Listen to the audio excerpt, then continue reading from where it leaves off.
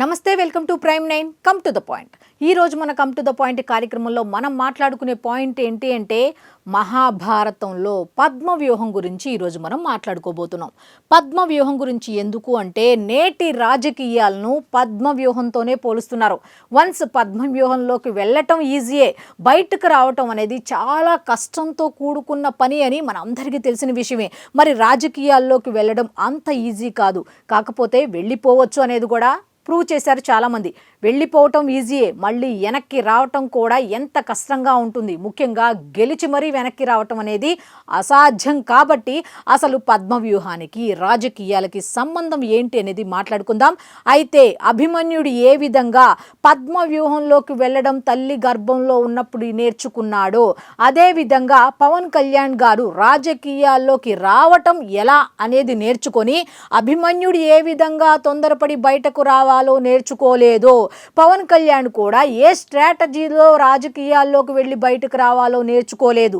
ఏ విధంగా అభిమన్యుడు చిక్కుకుపోయి వీరమరణం పొందాడో అదే కథను ఆదర్శంగా తీసుకొని లోపలికి వెళ్ళటం తెలుసు, బయటకు రావటం కూడా తెలుసుకోవాలి అని తెలుసుకొని అభిమన్యుడి కథను తిరగరాసిన పవన్ కళ్యాణ్ గురించి ఈరోజు మనం ఖచ్చితంగా మాట్లాడుకోబోతున్నాం. ఇంతకీ లోపలికి వెళ్ళటం తెలిసిన పవన్ కళ్యాణ్కి బయటకు రావటం తెలుసా? ఇంతకీ పద్మవ్యూహం అంటున్నాం. పద్మవ్యూహం అంటే కూటమి అనుకోవాలా లేకపోతే రాజకీయాలు అనుకోవాలా అనేది మీ అభిప్రాయాన్ని తప్పకుండా కామెంట్ రూపంలో తెలియచేయండి. ఎందుకంటే మీ అభిప్రాయం చాలా చాలా ఇంపార్టెంట్. ఇప్పుడు చాలామంది కామెంట్ చేసేది అభిమన్యుడికి అర్జునుడికి ఇప్పుడు పవన్ కళ్యాణ్కి అంత కంపారిజన్ అవసరమా అని. అవసరమే, ఎందుకంటే సందర్భం వచ్చింది కాబట్టి, కంపారిజన్ చేయాల్సిన సందర్భం వచ్చింది కాబట్టి ఈరోజు అటు కంపారిజన్ చేస్తూ ఈ కమ్ టు ద పాయింట్ కార్యక్రమంలో మాట్లాడుకోవడం జరిగింది. అయితే మీ అభిప్రాయం కామెంట్ రూపంలో ఏమిటి అంటే పద్మవ్యూహం అనేది కూటమియా లేకపోతే రాజకీయాలా? కూటమిలోంచి బయటకు రావడానికి వ్యూహాలు పన్నుతున్నాడా పవన్ కళ్యాణ్, లేక రాజకీయాల్లో నిలదొక్కుకోవడానికి వ్యూహాలు పన్నుతున్నాడా పవన్ కళ్యాణ్ అనే దాని మీద మీ అభిప్రాయాన్ని కామెంట్ రూపంలో తప్పకుండా తెలియచేయండి. ఇక వేస్ట్ చేయకుండా time come to the point కార్యక్రమంలోకి వెళ్ళిపోదాం. 2024లో ఏ విధంగా పార్టీని పెట్టి ఎంతో ఉత్సాహంగా ఆవేశభరితంగా పవన్ కళ్యాణ్ గారు ప్రచారాలు చేశారు, పార్టీని నడిపారు అన్నది మన అందరికీ తెలిసిందే. 2019లో కూడా ఎన్నికల బరిలో దిగారు. ఎలాగా? నేనొక్కడిని చాలు, నాకు ఎవరూ వద్దు అన్న ఉద్దేశంతో. ఏ విధంగా అభిమన్యుడు ఏ విధంగా లోపలికి వెళ్ళడం నాకు తెలుసు కదా, మీరెవరూ రావక్కర్లా, నేను వెళ్తా అని ఎంత ధైర్యంతో వెళ్ళాడో లోపలికి, అదే ధైర్యంతో పవన్ కళ్యాణ్ గారు కూడా ఈ రాజకీయాల్లోకి 2019 ఎన్నికల బరిలోకి దిగారు. మరి బరిలోకి దిగిన తర్వాత ఏ విధంగా అభిమన్యుడు అక్కడ ఓడిపోయి వీరమరణం పొందాడో అదేవిధంగా పవన్ కళ్యాణ్ గారు కూడా ఇక్కడ ఎన్నికల్లో ఓడిపోయారు. కాకపోతే కాస్త కథను మార్చారు. ఓడిపోయిన తర్వాత ఏం చేశారు అంటే ఒక చిన్న గదిలో కూర్చొని బాధపడ్డారట. ఏంటి నా పరిస్థితి ఏంటి అని. అటువంటి టైంలో ఒక చిన్న గెలుపు ఆయనకి ఆశా జ్యోతిలా నిలిచింది అంటూ ఆయన ఉదాహరణగా కూడా చాలా సందర్భాల్లో చెప్పారు. మరి అదే వెలుగును పట్టుకొని ఆయన అభిమన్యుడి కథను తిరగరాశారు. ఏ విధంగా అంటే 2024 ఎన్నికల్లో ఏ విధంగా అర్జునుడు అభిమన్యుడి కథను విని ఏ విధంగా చాకచక్యంతో తన గాంధీవాన్ని ఉపయోగిస్తూ మహాభారత యుద్ధంలో గెలిచాడు, ఏ విధంగా ప్రత్యర్థులను ఎదుర్కొన్నాడు, అదేవిధంగా ఈ 2024 ఎన్నికల్లో గెలిచిన తర్వాత పవన్ కళ్యాణ్ ఏం చేశాడు అంటే గాంధీవం, అర్జునుడు ఏ విధంగా తన ఆయుధమైనటువంటి తన అస్త్రమైనటువంటి గాంధీవాన్ని ఉపయోగించుకున్నాడో అదేవిధంగా మంత్రి పదవి అనే గాంధీవాన్ని ఏ విధంగా, ఏ శాఖ అంటే పంచాయతీరాజ్ గ్రామీణాభివృద్ధి శాఖను తన గాంధీవంగా ఉపయోగించుకున్నాడు. ఏ విధంగా అనుకుంటారా? ప్రతి ఒక్కళ్ళు కూడా గాంధీవంతో ఏం చేస్తాడు అర్జునుడు, అదొక్కటే కదా ఉంది అనుకునేవాళ్ళు. అసలు దాని యొక్క పవర్ ఏంటి అనేది అర్జునుడికి మాత్రమే తెలుసు.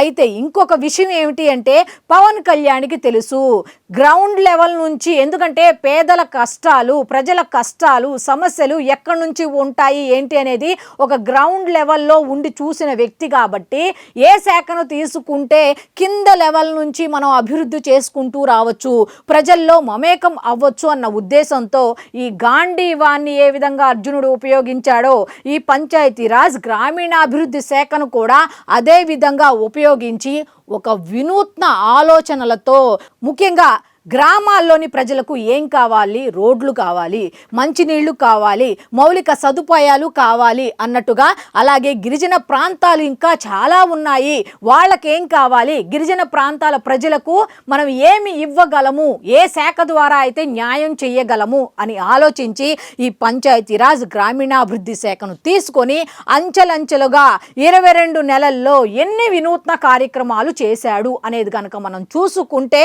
నిజంగా ఆశ్చర్యపోతున్నారు. ఎక్కడి నుంచి, గల్లీ నుంచి ఢిల్లీ దాకా ఉన్న పెద్దలందరూ కూడా ఇంతటితో ఆగలా. ఏం చేశాడు అంటే గాంధీవం చేతిలో ఉంటే సరిపోదు కదా, వెనక సైన్యం కూడా ఉండాలి యుద్ధం చేయాలి అంటే. సో ఆ సైన్యాన్ని పెంపొందించుకునే కార్యక్రమంలో కూడా నిమగ్నమయ్యాడు. టార్గెట్ 60 లక్షలు పెట్టుకొని జనసేన సభ్యత్వ నమోదు కార్యక్రమాన్ని చేపట్టాడు. ఇప్పుడు 20 లక్షలకు చేరుకున్నారు. అంటే నేను అక్కడ ఉంటా, మొత్తం వ్యూహం అంతా నా వాళ్ళని పెట్టి చేపిస్తా. ఏ విధంగా అంటే సేవలు ప్రజలుకి కింద స్థాయిలో వాళ్ళకి చేరుతున్నాయా లేదా అన్నది నేను ప్రతి చోటకి వెళ్ళి చేసేది కుదరదు కాబట్టి నేను అక్కడ ఉంటా. ప్రతి ఒక్కళ్ళతో కూడా నేను కార్యకర్తని ఒక లీడర్గా తయారు చేసి వాళ్ళ ద్వారానే సేవలు అందిస్తా అన్న ఉద్దేశంతో ఉద్యమి కార్యక్రమాన్ని ఒక ఉద్యమంగా చేపిస్తున్నారు. ఇక్కడ ఆశ్చర్యకరమైన విషయం ఏంటంటే ఒక్కొక్క పనిని ఒక్కొక్క లీడర్కి అప్పచెప్పాలని కాదు. ఇక్కడ ఆశ్చర్యకరమైన విషయం ఏంటి అంటే ప్రతి పనిని కూడా తానే సొంతంగా పర్యవేక్షిస్తున్నాడు. అదే సైనికులను పెట్టుకుంటే వాళ్ళతో చేయించవచ్చు కదా. యుద్ధంలో ఏం జరుగుతోంది, ఎంత రాజు బలవంతుడైనా సరే వెనక ఎవరు ఉండాలి, సైన్యం ఉండాలి. అదే విధంగా పవన్ కళ్యాణ్ కూడా రాజకీయాలు అనే యుద్ధంలో సైన్యాన్ని తయారు చేసుకుంటున్నాడు. పద్మ వ్యూహం అని ఎందుకు అన్నాము అంటే ఇక్కడ కూటమి అవ్వచ్చు, రాజకీయాలు అవ్వచ్చు. కూటమిలో ఎప్పటికైనా గొడవలు సాధ్యమని చాలా మంది చెప్తున్న మాట. మరి సాధ్యమైనప్పుడు ఒంటరిగా బయటకు రాలేడు కాబట్టి అటువంటి సమయంలో అంటే కలిసి కట్టుగా 15 ఏళ్ల వరకు ఉంటాం కాబట్టి ఉందాం అన్నట్టుగానే అదే విధంగా మనందరం కలిసి ఉందాం, అలాగే పార్టీని కూడా గ్రౌండ్ లెవెల్ నుంచి డెవలప్ చేసుకుందాం అన్న ఉద్దేశంతో తన సైన్యాన్ని గ్రౌండ్ లెవెల్ నుంచి, గ్రామీణ స్థాయి నుంచి నగరాలకు వ్యాప్తి చెందేలా ప్లాన్లు వేస్తున్నారు, వ్యూహాలు కదుపుతున్నారు, పావులు కదుపుతున్నారు, వ్యూహాలు రచిస్తున్నారు అని చాలా మంది చెప్పుకుంటున్న మాట. అందుకే అభిమన్యుడి కథను తిరగ రాశాడు అని ఎందుకు అన్నాను, అర్జునుడి గాంధీవంతో అర్జునుడితో ఎందుకు పోల్చాను అంటే ఒక పడిపోయిన వ్యక్తి తిరిగి లేచాడు అంటే ఖచ్చితంగా విజయాన్ని ఇంకా ముందుకు తీసుకువెళ్ళాలి అన్న ఉద్దేశంతోనే పరుగులెడతాడు తప్ప వెనక్కి తగ్గడు అని చెప్పటానికి పవన్ కళ్యాణ్ ఉదాహరణ అని చెప్పొచ్చు. ఏ విధంగా అంటే ఈ జెన్జీ అనే ఆయుధాన్ని కూడా తీసుకొచ్చాడు. కొత్త వ్యూహం, యువత కావాలి, శక్తివంతమైన యువత కావాలి, యువ రక్తం కావాలి, వాళ్ళ ఆలోచనలు పార్టీకి చాలా ఇంపార్టెంట్ అన్న విధంగా యువతను ఆకర్షించే పనిలో పడ్డారా అంటే ఎస్ అనే చెప్పొచ్చు. అయితే ఉద్యమి కార్యక్రమాన్ని అంచెలంచెలుగా పెంచుకుంటూ వెళ్తున్నారు. మొత్తానికి టార్గెట్ 60 లక్షలుగా అయితే ఉద్యమి కార్యక్రమాన్ని నిర్వహిస్తూ ఈ విధంగా అర్జునుడిలా గాంధీవం ఏ విధంగా ఉపయోగించాడో అర్జునుడు, అలాగే ఈ పంచాయతీరాజ్ గ్రామీణాభివృద్ధి శాఖను కూడా ఉపయోగించి ఢిల్లీ పెద్దల కళ్ళల్లో పడ్డాడు. ఏ విధంగా పంచాయతీరాజ్ గ్రామీణాభివృద్ధి శాఖకు సంబంధించిన నిధులు వాళ్ళు ఇస్తుంటే ఆ నిధులను సక్రమంగా వినియోగించి 24వ స్థానంలో ఉన్నటువంటి పంచాయతీరాజ్ శాఖను మొదటి స్థానానికి తీసుకువెళ్ళాడు. జాతీయ స్థాయిలో అంటే ఖచ్చితంగా కేంద్ర ప్రభుత్వం కళ్ళల్లో పడినట్టే. ఏ విధంగా అంటే జాతీయ స్థాయి అంటే మిగతా రాష్ట్రాలు అన్నీ చేయలేనిది ఆంధ్రప్రదేశ్ ఒకటే చేసింది అంటే అసలు ఆంధ్రప్రదేశ్ పంచాయతీరాజ్ శాఖ మంత్రి ఎవరు అనేది వాళ్ళకి ఖచ్చితంగా వెళ్తుంది. ఆల్రెడీ అక్కడ జనసేన పార్టీ అనటం కన్నా పవన్ జీ పార్టీ అంటేనే అక్కడ అందరికీ తెలుసు. సో ఈజీగా కేంద్రం దృష్టిలో కూడా ఉన్నారు. ఇంకొక టార్గెట్ ఏమిటి అంటే జాతీయ స్థాయిలో జనసేన పార్టీని నిలబెట్టాలి అన్న ఆయన ఆలోచనలకు ఈ గాంధీవం, ఈ పంచాయతీరాజ్ గ్రామీణాభివృద్ధి శాఖ అనేది ఖచ్చితంగా ఉపయోగపడుతుందా అంటే ఎస్ అని చెప్పొచ్చు. ఎందుకంటే చాలామంది పిచ్చోడా ఏంటి ఈ శాఖను తీసుకున్నారు అన్నారు. అదే శాఖతో ఇన్ని అద్భుతాలు చేయొచ్చు అని రుజువు చేసిన ఒకే ఒక్క మనిషి ఈ పవన్ కళ్యాణ్ అని ఖచ్చితంగా చెప్పొచ్చు. సో ఇలా కంపారిజన్లో తప్పైతే లేదని నేను అనుకుంటున్నా. ఒకవేళ తప్పైతే మాత్రం క్షమించండి. అయితే నేను కంపారిజన్ ఎందుకు చేశాను అంటే ఒక వ్యక్తి ఒక శక్తిలా మారి ఏ విధంగా ప్రజలకు సేవలు అందిస్తున్నాడు అన్న విషయాన్ని చెప్పుకోవడానికి మాత్రమే అలా కంపారిజన్ చేశాను. అయితే ఒకవేళ కంపారిజన్ చేయడం తప్పైతే మాత్రం క్షమించండి. అయితే నేనైతే ఈ వీడియో ఫుల్గా చూసిన వాళ్ళందరికీ మాత్రం ఒక చిన్న రిక్వెస్ట్, తప్పకుండా మీ అభిప్రాయాన్ని అయితే కామెంట్ రూపంలో తెలియజేయండి. సో చూశారు కదా, ఇది ఈనాటి కమ్ టు ద పాయింట్ కార్యక్రమం. మళ్ళీ రేపటి కమ్ టు ద పాయింట్ కార్యక్రమంలో కలుసుకుందాం. అంతవరకు సెలవు, నమస్కారం.